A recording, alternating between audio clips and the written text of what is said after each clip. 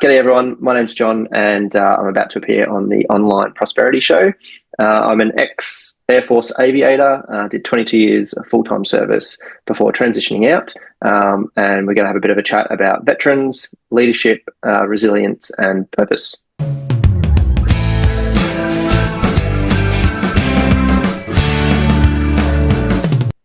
Now, ladies and gentlemen, welcome to yet another exciting episode of the Online Prosperity Show. I'm your host, Prosper Taruvinga, and today we have a true force in leadership and resilience. Now, John, how are you doing today? Good, thank you, Prosper. Thank you for having me on your show. I'm really excited to get into a conversation. Absolutely. Well, the pleasure is all mine. I want to start off saying, John, thank you for your service. I know from 22 years you've been in the Air Force and actually flying high. But for those that are watching right now, don't be intimidated. This guy is actually is actually a little anxious when it comes to flying commercial. So he'll be letting us know a few things with regards to that. But now he's helping veterans and leaders redefine their purpose. And John has definitely navigated some of the world's toughest environments and is here to share his insights on creating powerful, purpose-driven leaders and the subtle art of resilience. So I want you to get ready to, engage in a conversation that's both sharp and insightful, because John's story is bound to resonate, whether you're steering a company or just trying to steer your Monday morning coffee. All right. So let's dive into John's journey, his work, and why his lessons on leadership are the ones you don't want to miss, especially right this moment. Now, John, you've had a colorful background in the Air Force with over 2 decades of service. Can you maybe share a little bit about what inspired you to transition from military life to leadership consulting? Oh, wow, that is a really good question. So the transition from military life was not a decision that I made lightly. It was a challenging decision. I felt as though the military wasn't keeping up with my development in the leadership space and the resilient space and culture especially. So I made the tough decision to transition out after 22 years of full-time service, knowing that I could stay connected as an active reservist, which I still do. I think my enlistment date was about 24, 25 years ago now. So I've been a part of the organisation for an extremely long time. So pulling away from that was very challenging, but I felt I'd achieved a lot in the military, and I needed that other challenge. I needed that next step challenge to take myself forward and start a new chapter and live a new chapter of my life while still having the military as a major part of what I do. Absolutely, and thank you so much for taking us there. But you're saying that the military couldn't keep up with your, need for leadership. I thought the military is where leadership was designed or developed, Yeah, it's and that is the overall aim of the military, is to produce the most high performing leaders. But what we're seeing, especially recently, with a lot of stuff that's coming out around the military, is that we're doing internal leadership training, which was fine 10, 15, 20 year ago when we were sending people away on operations all the time, because our leadership needed to be in the field. It needed to be operational. It needed to be about war fighting and frontline fighting. But we've evolved, society's evolved, and military leadership needs to take a step back and have a look at what corporate is particularly doing, and the lessons we can learn from those in corporate that have lots of leadership experience, and bring our leadership into line with the next generation. And that's an area that the military as a whole is starting to realise, but it's taking them time. And I think I just realised that before the military was ready to realise that.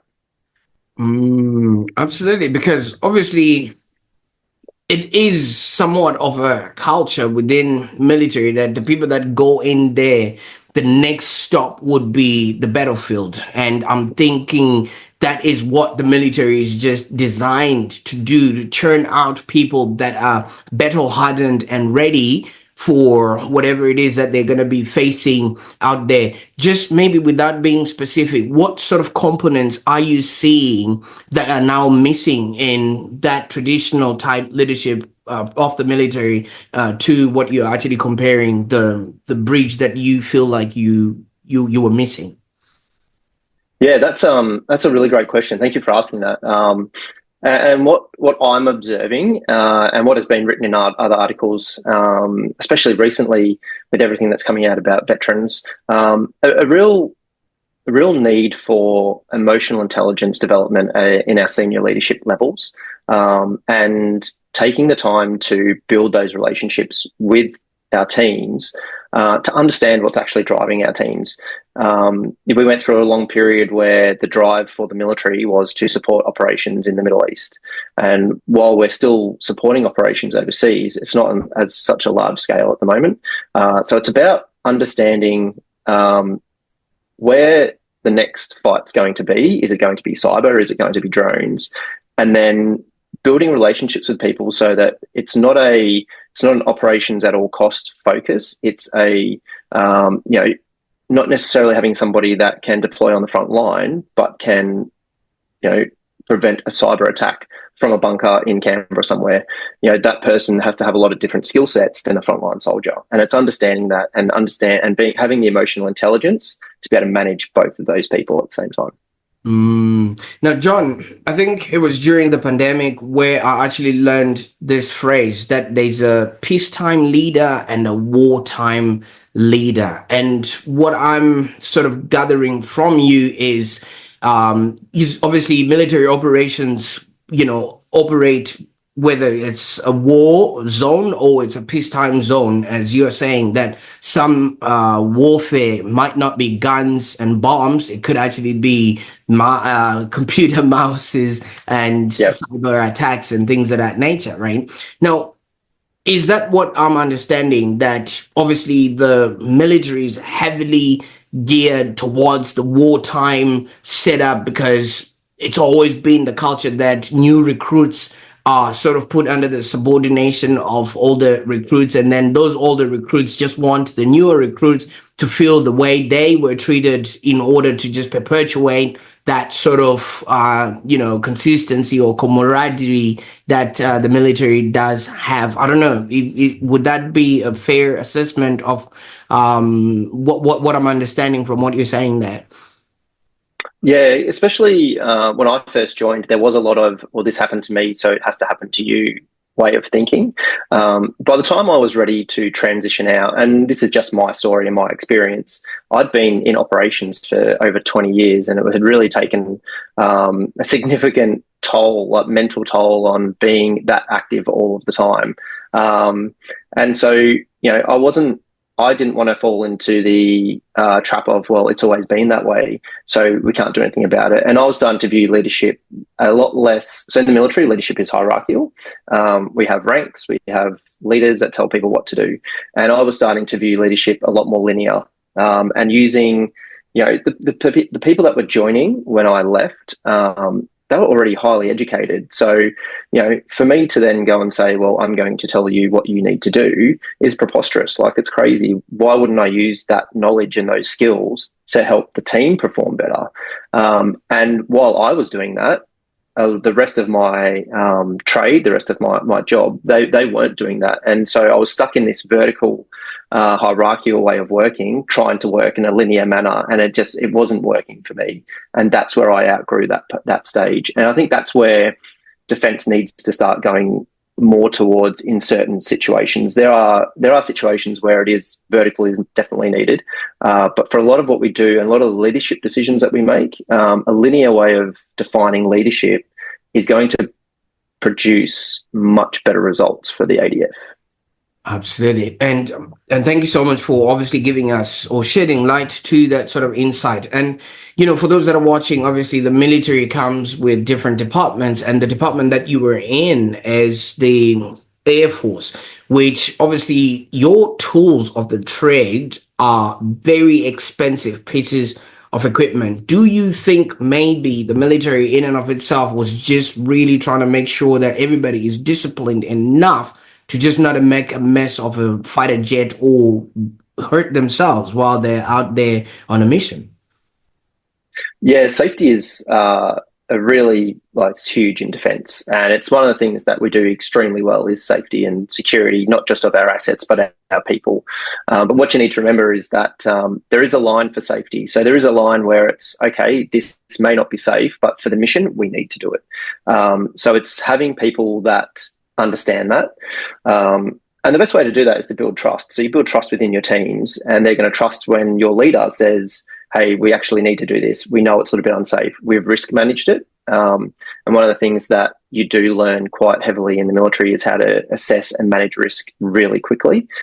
And that's where, again, that's where that linear way of defining leadership is the next stage forward for the military, in my opinion, because you start telling an 18, 19-year-old you will have to do this. You look around society at the moment, they're going to ask why. They're just going to say, why? They want to know that you've taken into consideration everything you need to take into consideration to keep them safe. So with a linear way of doing a linear method of leadership, then you're having conversations. You're not just telling people what to do. You still take accountability as a leader, but you're involving everybody in not necessarily the decision-making, but the decision-making process. And that's an area, particularly within our safety, that we need to understand that, so we understand the areas, the unsafe areas that we're making our ways into. Fantastic. Now, obviously, this is a system, a process, and an institution that has been there way before we've been around. And I think turning it around will require such tremendous effort on the people that actually know what buttons to press. But let's go into you as a person.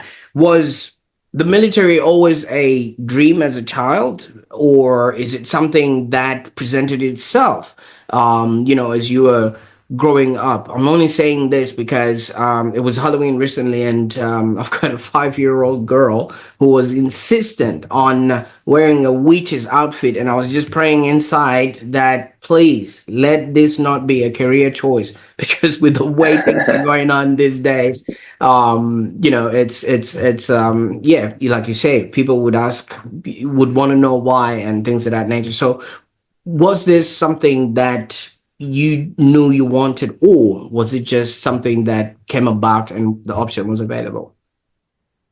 Well, I was lucky enough when I was younger. I got to go on overseas family holidays, which a lot of my friends didn't get the chance to do that. And, flying overseas is a big deal when you're 10, 11, 12, 13. So I wanted to be a pilot. I wanted to be a pilot for Qantas. And I thought to myself, you know what, the best way to become a pilot, because I didn't really like school very much, was to get the Air Force to teach me how to fly, and then I can go and fly for Qantas. So I went to my local recruitment centre and did the testing for pilot, and unfortunately my theoretical knowledge was not high enough for that role, which was really disappointing at the time. But it was a heavy recruitment era for defence, and the job that I did get was recruiting heavily at the time. And they said, well, look, you can't move forward on pilot unless you wanted to go to university and do some study, but we do have this role that's available. And me thinking, well, I realised pretty quickly that this is going to be an amazing career that's going to get me out of home, have me see the world, see all of Australia, earn a good salary, and really safe. So while I couldn't be a pilot, I was able to go in as an air surveillance operator. And I think it was about 6 months between going into the recruitment centre to going off to my initial recruit training. Absolutely. But even though you didn't get your wings, but you can still land a parachute, right? I've not parachuted before personally. If I had to do that, I'm sure I'd know which cord to pull to save myself.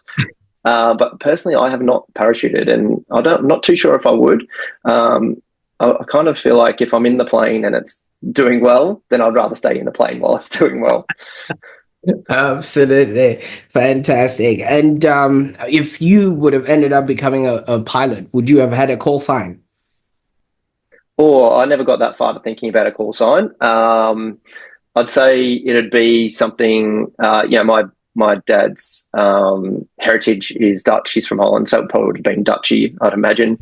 A lot of the times, you get the call signs actually picked by everyone on your course. So I don't know if my call sign would have been my choice, but I assume, given the background of my family, I think it would have been Dutchy. I think. All right. I had picked up one for you before the show, and I was hoping you'd choose that one. It was Koot Koot. But anyway, that's a story for another day. Now, you've presented to us a John who obviously didn't like the structure of school. Would that maybe have played an effect in the structure of the army? Because the army is such a structured and rigid military career, and obviously it would have then presented that that friction that you might have faced. Is that maybe a fair assessment of where we're heading to now, considering you've decided to do something else? Yeah, I was a bit of a smart aleck when I was a kid, and going into the military, and then all of a sudden being told what to do, when to do it, how to do it. I did have to temper that a little bit, and I did struggle the first few weeks of my initial training. Not talking back and not rolling my eyes and things like that. And it's all there for a reason. It's the training is designed to test you, to test your resilience, so that you don't break when you're in the field, and you don't break under the most immense pressure. So, like, for me, it was a case of understanding, and I had this realization partway through my initial training, was that if you want this to be a career, then you need to align. You need to align to the defence values, and you need to align to the training and what's now required of you as a military member.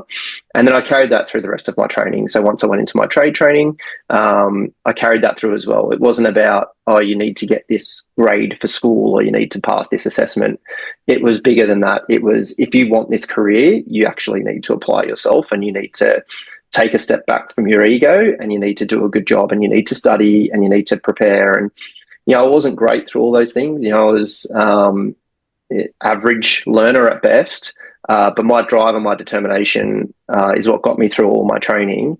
And getting through the theoretical training was the hard part. Once I got hands-on the systems, that's where I excelled, and that's where I really started to enjoy the job that I was doing. Absolutely. But after 22 years of so much structure, you jumped into corporate, where, well, we've always done things like this around here. Oh, it just depends on who the CEO is, and it's just casual Friday at some point. How was that for you now stepping in and working with civilians? That was tough. So it was tough. The military is a bubble. The military is a very safe bubble, while at the same time being a very dangerous bubble. But you've got security, you've got safety, you've got a steady income, you've got medical and medical coverage, you've got all your mates around you, you've got somewhere to stay on base if you need it. You've got all these things that make it such a safe space to be in. You really need to mess up hardcore to lose your job. So moving away from that was really quite scary. I was really lucky, for me personally, lucky that I had reserve work to do. I was able to maintain service as an active reservist, which is kind of like being a casual military employee. You work on days that work for you, and you can support a bunch of different people. So that was great. But then, going into corporate was a change. Like, seeing simple things for me were things like the way people were dressed and people taking their shoes off in the office. And I'm like, what is going on here? This is crazy. I do not align to this stuff. But it's not my place to say anything anymore. I had to check myself and understand that I'm in a different environment, and that this was different. This was corporate. This was not military.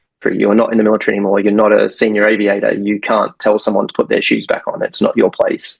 And I think the biggest shock for me was, so being in corporate, and the corporate that I worked for was the recruitment company that has the Defence Force recruiting contract.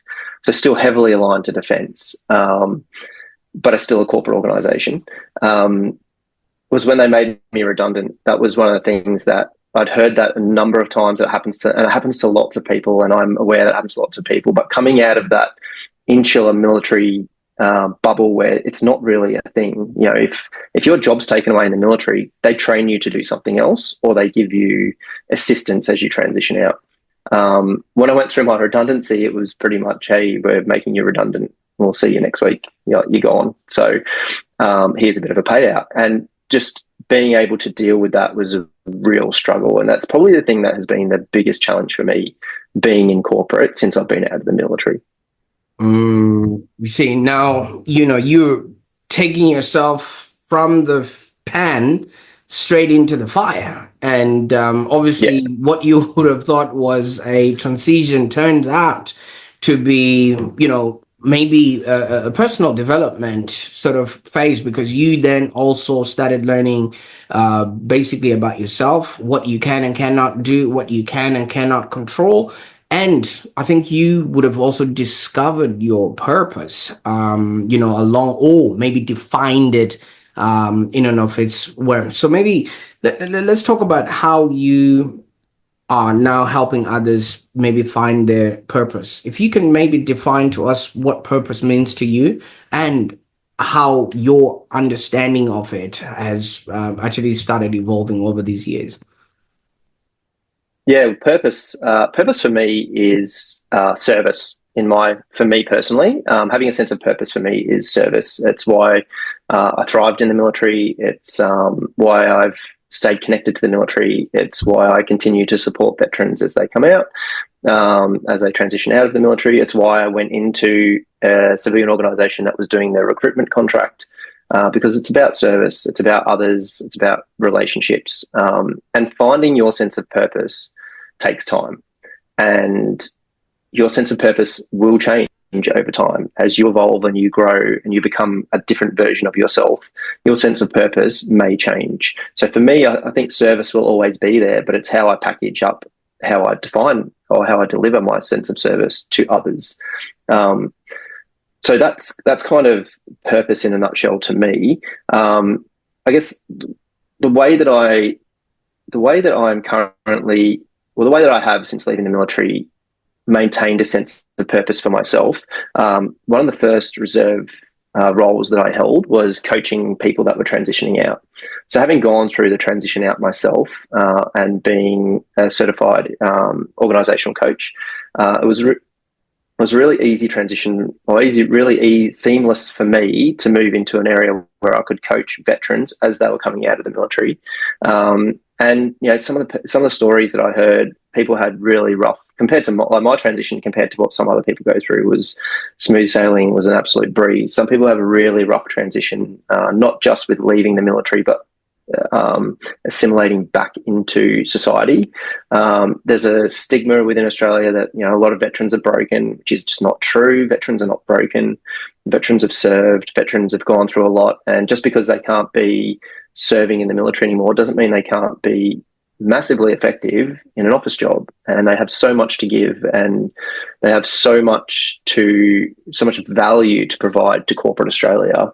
But it was just helping those veterans to find their sense of purpose and what they wanted to do next after leaving that insular bubble of the military.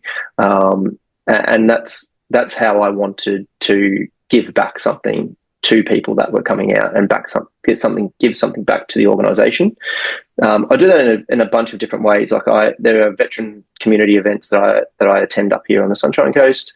I host a defence industry networking event once a month, which I highly encourage veterans to come along to, so that local business can see there are so many veterans here and they're not broken, and you should be hiring them, to give them their next sense of purpose and to help them through their transition. I also do a lot of posting on LinkedIn about what's impacting veterans and how defence and government can help veterans to move forward. And I've made so many connections in the veteran space, and it's just getting together and showing veterans that there are people there that care, and giving them that sense of community and relationship and connection that they're missing from when they left the military. I've seen obviously documentaries or maybe in the movies when somebody has actively been on duty, and then now they have to wake up first of all to make their own breakfast and just to wear an ordinary t-shirt, whereas before they would have been wearing, the decorated uniform with all the, the accolades that you guys get, the wings or things Yeah. of that nature. Is that also something that people now find lacking? Because in corporate, like we say, you can show up on casual Friday and some people don't even wear their shoes. Um, you know, does the uniform sort of then define the person? Is that maybe could be my question?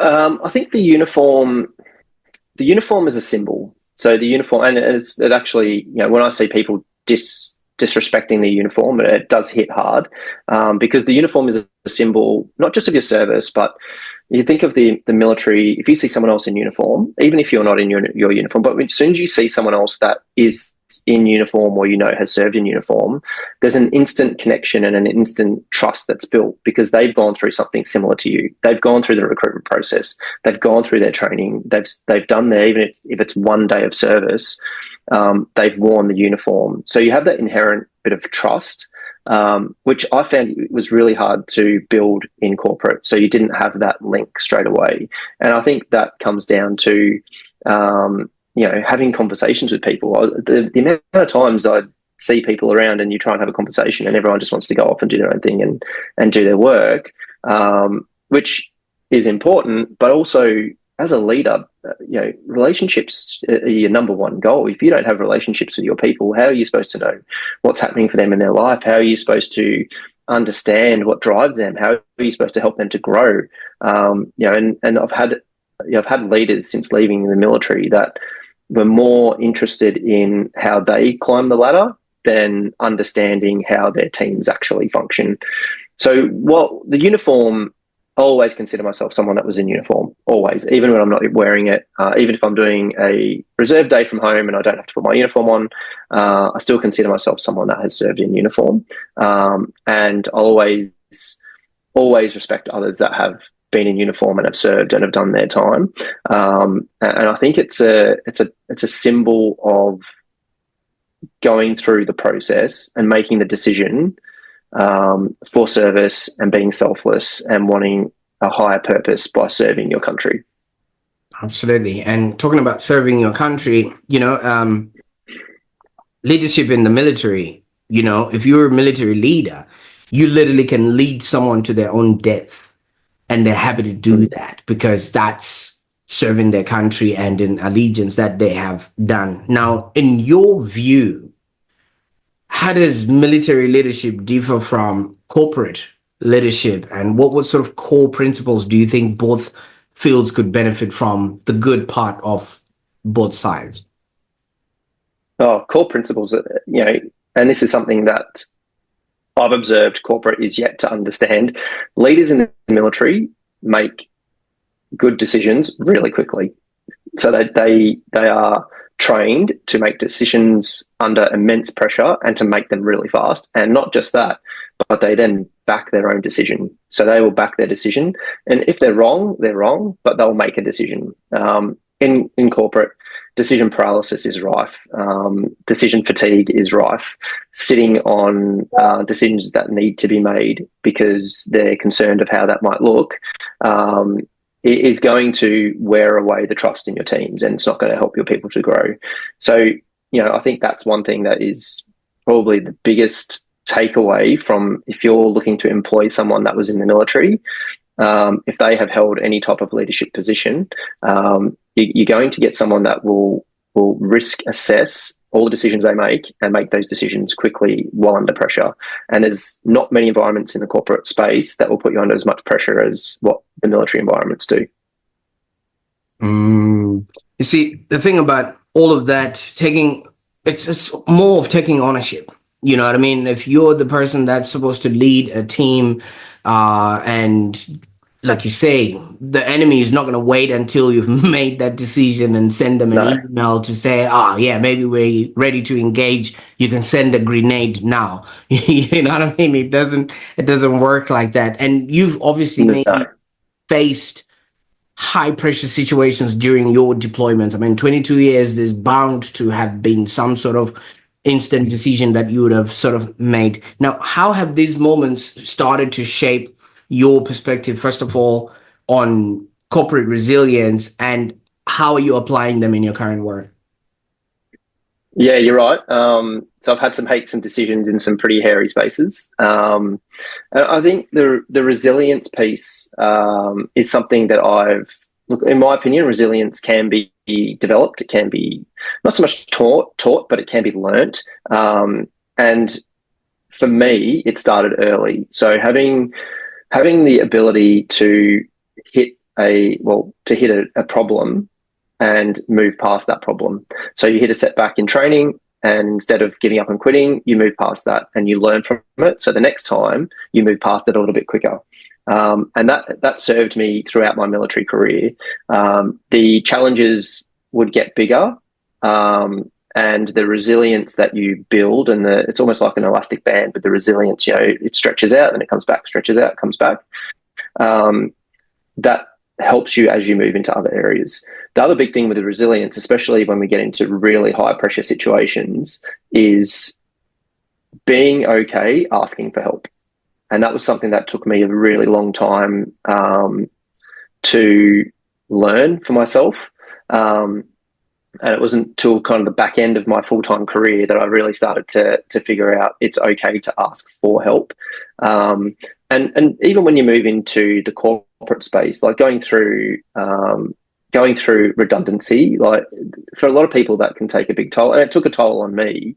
I leaned onto my resilience that I built through the military to recognize that yes, it sucked, but it's an opportunity. This is an opportunity to learn from what has happened, and to figure out where to go next and to move forward, not stay stagnant. And I think that's what resilience really is about. It's about moving forward and not staying stagnant. And a good friend of mine, he does triathlons. He's done a couple of triathlons and Ironmans, which is just like crazy. But I've had a chat to him about resilience through his training and while doing an Ironman, and the amount of times in an Ironman that his body says, "Hey, this is enough," and it's like, okay, you need to get to the next checkpoint. You need to get to the next water break. You need to get to the next cone up the street, because it's all about telling your mind to keep going. This is not the end. Keep going, push through the uncomfortableness, because you've done it all in training anyway. So you need to continually be moving forward, and understand what is your actual goal that you're aiming for. Absolutely. Now, obviously, all that just reminded me of Goggins. How Oh yeah, he yeah. literally wanted to break himself, but he wanted to test, the extremes of his mind. But after 22 years, obviously, people around you, you did introduce us to your father, or your dad, who's Dutch or Dutch descent, and things of that nature. Were people shocked that you wanted to transition, or taking yourself from this sort of secure environment into the world of the unknown? And did you have any support around that? Because I think it would have been a difficult conversation at Christmas. Yeah, it was. So I actually made the decision in 2020 during COVID, and I gave myself a 6-month lead time on my transition out. So I didn't transition out until 2021. So I did make the decision in the middle of COVID. And so I was living away from my family because I was stuck in New South Wales, and my family were down in Victoria. Couldn't see friends and that sort of thing. And there were some things that were happening behind the scenes, some decisions that were being made that were not aligned to my values, and I had to have a real sit down and think. And I did call my dad and say, "Hey, look, this is what I'm thinking." And got his ideas and his thoughts. And, basically he said, look, if this is not aligning to you anymore, you really do need to consider if this is the path that you want to continue to go down. You've had an incredible career. It's not the end. It's just starting the next chapter of your book, right, essentially. So it was really, making the decision was really challenging. I was, in an apartment by myself for months and months and months on end. But I had really good friends that were checking in and making sure I was making the right decision for me. My family stayed in touch. My dad started connecting me with people within corporate that he knew, and really starting to help me to understand what was happening as part of my transition. Absolutely. I mean, that whole transitioning means a identity shift. It means reinvention. It means you completely changing the person you are waking up being for the past 22 years, and now you're Yeah. waking up into someone who can, blend in with society, and it's just easy. Now, how did you maybe go about reshaping, first of all, your identity and then your now brand outside the Air Force? Because this is very important in as much as you focus on leadership, but there's also a self-leadership aspect that really needs to permeate in order for you then to be doing, have, the life that you're moving into. Yeah, well, probably about 18 months before I decided I was going to transition, so around mid 2018-ish, was when I started to realise that the Air Force in particular, and the unit that I was posted to, wasn't allowing me to develop my self leadership the way that I needed to develop it. They were just so focused on operations, and this is what you need to do, and these are your outcomes you need to achieve operations. And I was like, well, no, there's another side to this. There's a human side. It's not just a transactional operation side. And it was at that point that I started, for the first time in my entire career, I started to pick up leadership books. So I started picking up leadership books and reading them. I started to really digest, theoretical learning about communication and emotion intelligence, and I really started to uplift myself in those areas. So when the time came for me to transition out, I've already said it was scary coming out of the ADF, and I was really fortunate that I was able to get a job within a defence contractor at Lockheed Martin on the same base that I was already working, in the building across the street that I was working from, surrounded by people in uniform. So I swapped my uniform for a polo shirt and was doing an operations job in a fighter squadron, helping to manage the training for fast jet pilots. So it was really smooth transition because the environment was the same. I went from having all these people that reported to me to having nobody. I was basically on my own, and I needed that decompression. I really needed that decompression. And during that time, I met my current partner. She was in Sydney. I was in Newcastle. And partway, not long after we'd sort of been officially in a relationship, she said, "Hey, do you want to move to the Sunshine Coast?" And it was the first time since I joined the military that I was able to just say yes to something without worrying about, oh, do I need to get posted? Do I need to do this? Do I need to do that? It was like I had my freedom. So I jumped at the chance. I was like, okay, cool. I'll end my job with Lockheed Martin and we'll move to the Sunshine Coast. And moving up to the Sunshine Coast was amazing. Like, I'd been up here a few times and I just love it up here. The environment, the lifestyle is just fantastic. But it's tough to find a job up here. It's tough to find work. And I was having a conversation with my dad and he said, "Why have you not tried leadership consulting or starting your own leadership company?" And I said, "Oh, actually, I have not thought of that before." And he's like, "You've got all the experience. You've got the clarity of your time in the military, and it's something that corporate would probably really want to have a piece of." And I was like, "Okay, cool." So I did start to get together something to start my own leadership business. And what I found through doing that over the probably 2 or 3 months was how much I missed working in a team. And I was just like, wow, I'm really missing, like, from the military, I'm just missing that working in a team. And I was like, you know what? Single business ownership is not for me. I was like, this is not my genius zone. This is not what I want to do. I don't want to just show up somewhere, deliver a leadership workshop, and then just have them go away and you never interact with them again, and it's all very transactional and done. I wanted to be a part of someone's journey, and I wanted to work with a team. So I sort of pivoted from that to going back into full-time work, but also positioning myself as a contractor. So I could work with somebody who was delivering leadership courseware, and then I get to sit with somebody, go through their their IP, talk about it, help them to uplift their IP, and then work with an amazing group of people to be able to do that and uplift their leadership and their culture and their business.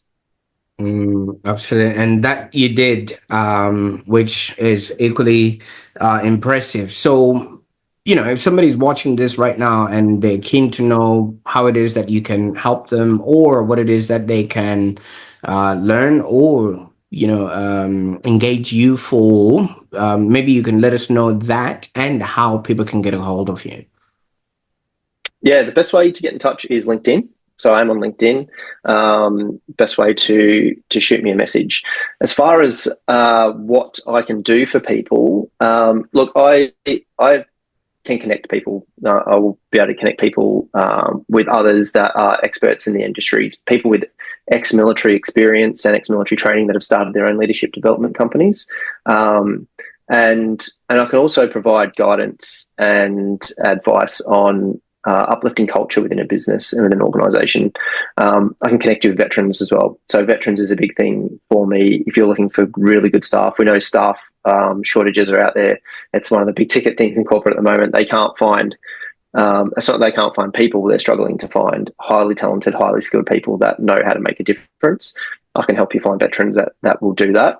And I guess probably one of the biggest things is, my partner, Glyn, she's a negotiation consultant. So anyone that needs or is looking to uplift their negotiation, direct line into Glyn, and her book's available as well. And it's not so much about, so Glyn isn't just about negotiation consulting and being a negotiation specialist. It is that self-leadership, knowing yourself, and knowing how you show up every day as the best version of yourself. So they're the things that people can get from me, and where I can help individuals and even businesses to move forward. Absolutely. And I will make sure that all those links are in the show notes so that people can actually be, in touch and get in touch with you. Now, you did mention about Glenn there being a negotiation specialist. Now, in the event that maybe you stayed in the army and, one of your jets got captured by the enemy, she would have maybe come in and negotiated. Yeah, she's not that type of negotiation consultant, but the skills that she has are translatable because it's all about value, right? So whether you're negotiating a hostage or you're on the negotiation table in a boardroom, it's understanding what's important to the other person, what they value, what you value, and then coming to an agreement where there's value for all parties. And at the end of the day, like with leadership, like with culture, negotiation is about relationships. It's about building relationships with people so that the next time you need to negotiate, the conversation is a lot smoother and you've built the trust, and you reach agreeable agreements. What a journey, man. What a journey. I mean, 22 years in the military, and now you're helping others do and have a happier existence, and obviously have amicable relationships with themselves and the people that they are working with. Now, obviously, you wouldn't have known all of this, starting off in, when you were looking at that guidance day where the army showed up and you were recruited. If you could maybe go back to that time and you were probably recruiting yourself as one of the leaders in the army, perhaps right at the beginning of that sort of journey in your army, what sort of advice would you give to that young John who was stepping into the military and was obviously young, and I don't know if you were naive, but just didn't know what the future held, knowing what you know now about life and leadership? Yeah, look, that is a great question, and mostly because the reserve work that I've stepped into the last few months is conducting defence interviews on the Sunshine Coast. So I'm interviewing people for their suitability for service and their suitability for their roles. And we get a lot of 17, 18-year-olds, 16-year-olds that want to join the military. And I kind of give them the same piece of advice that I wish I had gotten early on in my journey, and that is say yes to everything. So everything legal and above board, but say yes to opportunities. So say yes to the posting that nobody wants, or say yes to the opportunity that nobody wants. A really great deployment that I had was to East Timor, and nobody wanted to go, and I was asked, and I just said, yeah, why not? Like, let's see what it's about. And so it's being open to opportunities and just saying yes to things. Absolutely, absolutely. And I'm glad you said yes to being on the Online Prosperity Show, because I believe we've Yeah. created a magnificent piece of content here right now. But obviously, John, I mean, you've been a master of reinvention yourself, and things have been thrown at you, and obviously you've still found your feet, and now you've lived through all the experiences you've learned, all there is to learn about leadership, and from both sides of the world. Now you're sending the elevator down to help others be, do, and have a happy existence, which is part of your contribution with service and things of that nature. But what's next? What does the future hold for John? Are there any areas of growth, impact that we should be excited to explore moving forward? Are you getting your wings? What's coming up? Moving forward for me, so going through redundancy, I was like, straight away, I was like, I need to find another job. Like, I need to find a job, because that's what you do. And once I'd sort of come down from the shock of the redundancy, I actually thought, well, you know what, maybe going back into full-time corporate isn't for me. Maybe more consulting is something that I could get into. And as soon as I made that realization, I had 3 connections reach out with opportunities to do work. One's with veterans, one's within recruiting, and one as a program manager for a defence project. And I think it's about me taking the opportunity to grow my experience of corporate, not letting that one bad experience define the path forward. But it's also given me the opportunity, which I'm so grateful for, to be able to help Glenn with her business and to help her business grow, working on sweat equity within the business, and helping her to launch her book and that sort of thing. So really, and I'm really getting an opportunity to understand more about her business, which I didn't have previously. So the opportunities are there and they're endless, and I'm just enjoying allowing things to come to me, and not having to be so reactive all the time. I can take the time to go, okay, does this align, and then make the choice myself if it's what I want to do. Absolutely. I can so see in the future a lot of flying, globe-trotting places and things of that nature. I mean, obviously, that would be the next logical option, wouldn't it? I do love travel. Yes, I'd love to go traveling. Not really thought about getting my pilot's license. There was a stage long time ago where I did consider getting a helicopter pilot's license. But look, I'm happy getting food served to me and watching movies on a plane instead of flying one. Absolutely, absolutely. Well, John, thank you so much for sharing your journey and all the lessons on leadership, resilience, and purpose on the Online Prosperity Show today. I mean, your life story and your experience, they should bottle that up and obviously serve it on a plane, and just don't shake it, because obviously it might just explode. But I really appreciate the journey you've been on, and can't wait to see what's in store for you. Thanks for having me on. It's been a pleasure. Absolutely. And for everybody that's watching, thank you so much, obviously, for coming this far into the video.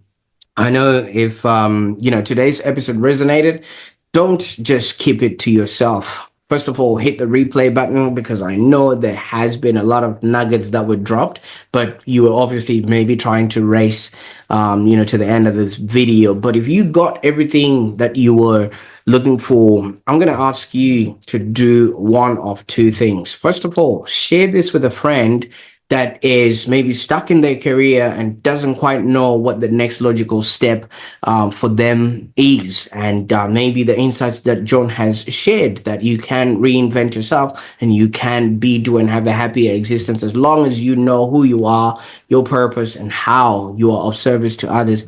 you too can actually transition into something remarkable and beautiful, and you can continuously do, whatever makes you happy, even if you've been in a rigid, sector like the military or whatnot. Or share this with a veteran that is now stuck or has been serving in the military and doesn't quite know what to do next now that the uniform has been stripped off of them. Okay, so those will be the two people that would enjoy this episode the most. And while you're at it, why don't you subscribe to the Online Prosperity Show for more insights? Until next time, remember, success is a journey, and it's one that we're really, really excited to be sharing with you. And as we have seen John's journey unfold, you're not stuck where you are. You're not a tree. You can reinvent yourself and continuously be of service to other people that might not have that option. Until next time, thank you once again for tuning into the Online Prosperity Show. Bye for now.